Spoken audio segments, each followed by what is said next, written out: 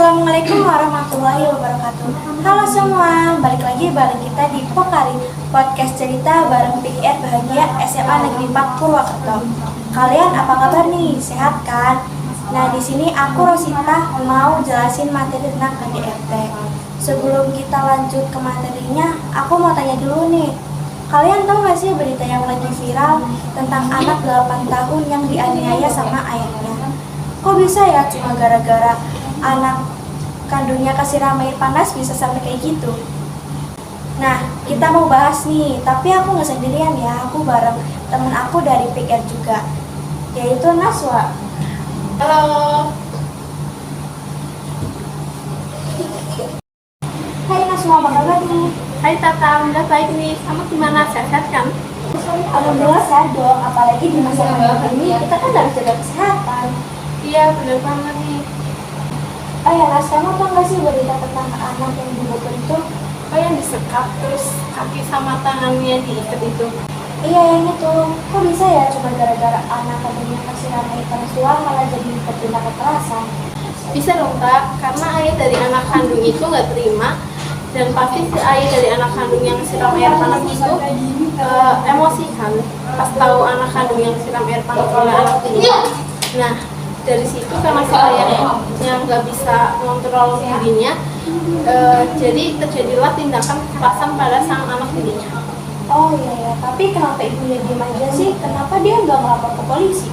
Bisa jadi ibu dari sang korban itu diancam biar nggak ngelapor ke sana sini, jadi dia diem aja.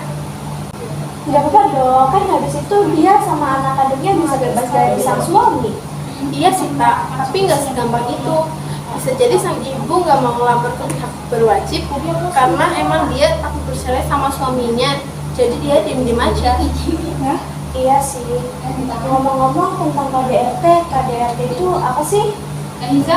Jadi dalam Undang-Undang Republik Indonesia Nomor 23 Tahun 2004 tentang penghapusan kekerasan dalam rumah tangga, dijelaskan kekerasan dalam rumah tangga adalah setiap perbuatan terhadap seseorang terutama perempuan yang berakibat timbulnya kesengsaraan atau penderitaan secara fisik, seksual, psikologis, dan penelantaran rumah tangga kita. Oh jadi KDRT itu pelecehan ya Nas? Iya bener Kak. Kalau semisal kita lihat kejadian KDRT itu kita harus gimana sih? Kalau kita lihat kejadian KDRT itu tuh kita harus satu mencegah berlangsungnya tindak pidana, dua memberikan perlindungan kepada sang korban, tiga memberikan pertolongan darurat, empat membantu proses pengajuan permohonan penetapan perlindungan. Itu tak. Jadi kita harus cepat ambil tindakan, nggak boleh dibaca. Oh gitu ya, jadi kalau kita lihat kejadian kayak gitu kita harus cepat-cepat ambil tindakan kan? Iya bener tak, tapi bukan melihat kejadian itu doang. Semisal kita dengar atau tahu kejadian itu tuh kita harus gerak cepat. Ya bener sih, kita harus cepat ambil tindakan biar nggak terjadi kejadian yang tidak diinginkan. Iya betul sekali. Aku mau tanya dong, faktor KDRT itu apa aja sih? Faktor KDRT itu bisa dari faktor individu, faktor pasangan, faktor sosial budaya, dan faktor ekonomi. Oh iya ya, kalau kita nggak bisa kontrol diri kita sendiri, bisa juga terjadinya KDRT. Iya benar banget tak. Jadi kita juga harus bisa mengontrol diri biar nggak terjadinya KDRT. Kebanyakan faktor terjadinya KDRT itu dari faktor ekonomi ya? Iya, soalnya biasanya kan kalau misal ekonominya emang nggak bisa diatasi, si pelakunya bakal kaya bertindak semaunya demi mendapatkan uang. Mas mau tau dong, gimana sih cara ngadepin KDRT yang tepat? Cara ngadepin tindakan KDRT itu, satu memberitahu orang terdekat kamu seperti sahabat kamu, orang tua kamu atau keluarga kamu. Dua, mengambil dan mengamankan bukti kalau kamu tuh jadi korban KDRT. Contohnya kayak foto bukti luka atau rekaman. Tiga, membuat rencana untuk keluar rumah dan mencari tempat yang lebih aman. Empat, melaporkan kejadian pada pihak berwajib. 5, melakukan terapi, terutama konseling pernikahan untuk membantu memulihkan kondisi. Oh gitu, jadi kita harus hati-hati banget ya. Oh ya, Nas mau tanya lagi, boleh gak nih? Boleh dong Kak. kita harus menjalani terapi nggak sih biar kita nggak trauma? Harus tak, biasanya kejadian kayak gitu kan nimbulin trauma. Jadi kita disarankan untuk terapi dan konseling kepada orang terpercaya.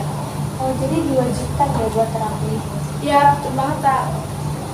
Nas, tadi kan kamu bilang kalau lapor polisi itu nggak gampang, soalnya takut terjadinya perceraian ya. Terus kalau nggak lapor polisi, kita lapor kemana, Nas? Kita tuh bisa lapor ke lembaga pengaduan kekerasan dalam rumah tangga. Bisa juga ke Komnas Perempuan, bisa ke pelayanan sosial anak, atau ke Komnas HAM, dan bisa juga ke perlindungan anak dan wanita. Oh, jadi bukan ke polisi ya, Nas? Ya, bukan tak. Oh iya, kalian yang mau ngelapor bisa hubungin ke nomor di bawah ini ya. Ya, kalau kalian menghubungin, kalian bisa hubungin nomor di bawah ini ya. Terus dampak KDRT itu apa aja sih? Dampak KDRT itu sang korban dapat mengalami sakit fisik, tekanan mental, menurunnya rasa percaya diri dan harga diri, mengalami rasa tidak berdaya, mengalami ketergantungan pada suami yang sudah menyiksa dirinya, mengalami stres pasca trauma, mengalami depresi, dan bisa juga mempunyai keinginan untuk bunuh diri. Wah, serem juga ya, Nas. Jadi kita harus hati-hati banget nih. Iya, tak, emang harus hati-hati banget, apalagi kita perempuan ya kan. Iya, Nas.